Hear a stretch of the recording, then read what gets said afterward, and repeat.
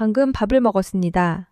분명히 배가 불렀습니다. 그런데 30분 뒤 또 냉장고 앞에 서 있습니다. 당신의 의지가 약한 게 아닙니다. 지금 당신이 느끼는 배고픔, 그건 진짜 배고픔이 아닙니다. 당신의 뇌가 감정적 공허함을 식욕으로 번역해서 보내는 거짓 신호입니다. 스트레스를 받으면 먹고 싶어지고, 심심하면 입이 심심해지고, 지치면 단 것이 당기는 이유, 전부 뇌가 설계한 트릭입니다. 오늘 이 거짓 신호의 구조를 낱낱이 밝히겠습니다. 이걸 알고 나면 당신은 가짜 배고픔에 더 이상 속지 않게 됩니다. 배고픔에는 두 종류가 있습니다. 하나는 진짜 배고픔입니다. 몸속 에너지가 떨어지면 위장이 신호를 보내고 꼬르륵 소리가 납니다. 이건 생존을 위한 정상적인 알람입니다. 그런데 문제는 다른 하나입니다. 에너지가 충분한데도 뇌가 먹고 싶다는 신호를 만들어내는 가짜 배고픔입니다. 당신의 뇌 안에는 쾌락센터라는 영역이 있습니다. 이곳은 배가 부른 상태에서도 달고 기름진 음식을 떠올리기만 하면 활성화됩니다. 위장이 보내는 포만감 신호를 무시하고 먹고 싶다는 충동을 만들어냅니다. 당신이 밥을 다 먹고 나서도 초콜릿이나 과자가 떠오르는 건 배가 고파서가 아닙니다. 이 쾌락센터가 보내는 거짓 신호입니다. 더 놀라운 사실이 있습니다. 당신의 뇌에는 일종의 자동 번역기가 있습니다. 슬픔이 들어오면 배고프다로 번역합니다. 지루함이 들어와도 배고프다로 번역합니다. 외로움이 들어와도 결과는 같습니다.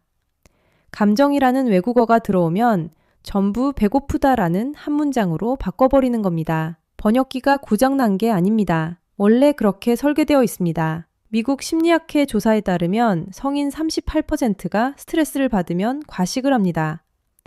이 중 49%는 매주 반복합니다. 전 세계 과체중이거나 비만인 인구의 44.9%가 감정에 따라 먹는 습관을 가지고 있습니다. 심지어 목이 마를 때조차 62%가 물 대신 음식에 손을 뻗습니다. 당신만 유독 의지가 약했던 게 아닙니다. 절반에 가까운 사람들이 뇌의 같은 트릭에 속고 있었던 겁니다. 당신이 야식을 참지 못했던 건 의지력의 문제가 아닙니다. 뇌가 감정적 공허함을 배고픔으로 오역하고 있었던 겁니다. 그런데 뇌가 거짓 배고픔을 보내는 이유는 따로 있습니다. 뇌는 당신을 살리려고 이 트릭을 걸고 있는 겁니다. 뇌가 거짓 배고픔을 보내는 경로는 세 갈래입니다. 첫 번째는 스트레스입니다.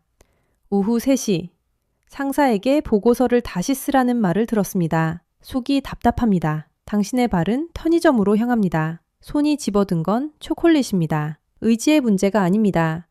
스트레스 호르몬이 배고픔 호르몬을 끌어올려 짜고 달고 기름진 음식이 당기게 만든 겁니다. 문제는 그 다음입니다. 감정에 따라 먹는 사람은 밥을 먹어도 배고픔 호르몬이 떨어지지 않습니다. 먹어도 신호가 꺼지지 않는 겁니다. 초콜릿 하나로 끝나지 않는 이유입니다. 두 번째는 습관입니다. 처음 야식을 먹을 때는 고민해서 냉장고를 열었습니다. 의식적 판단을 담당하는 뇌 영역이 작동한 겁니다. 그런데 매일 반복하면 통제권이 습관을 관리하는 뇌 영역으로 넘어갑니다. 자동문과 같습니다. 처음엔 직접 밀어야 열리던 문도 매일 열다 보면 센서가 달립니다. 밤 10시가 됩니다. 드라마가 끝납니다. 당신은 이미 냉장고 앞에 서 있습니다. 그 시간이 되면 문은 저절로 열립니다. 기억하시나요?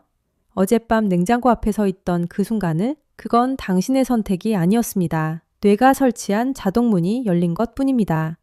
세 번째는 수면입니다. 새벽 1시까지 스마트폰을 보다 겨우 잠들었습니다. 알람에 눈을 뜬 아침, 온몸이 무겁고 머릿속이 흐립니다. 그런 날 점심 전에 손은 과자 봉지를 뜯고 있습니다. 잠이 부족하면 배고픔 호르몬은 28% 치솟고 포만감 호르몬은 18% 떨어집니다. 잠을 못 잔 날 간식만으로 328kcal가 늘어납니다. 밥 한 공기 분량입니다. 세 갈래 공격입니다. 스트레스가 방아쇠를 당기고 습관이 자동문을 열고 수면 부족이 브레이크를 끊습니다. 이 트릭에서 빠져나올 방법은 없는 걸까요? 있습니다.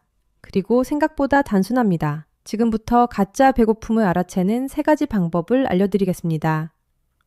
첫 번째는 물 테스트입니다. 배고프다는 느낌이 들면 물 한 잔을 마시고 10분만 기다려보세요. 갈증을 느끼는 순간에 62%는 물 대신 음식에 손을 뻗습니다.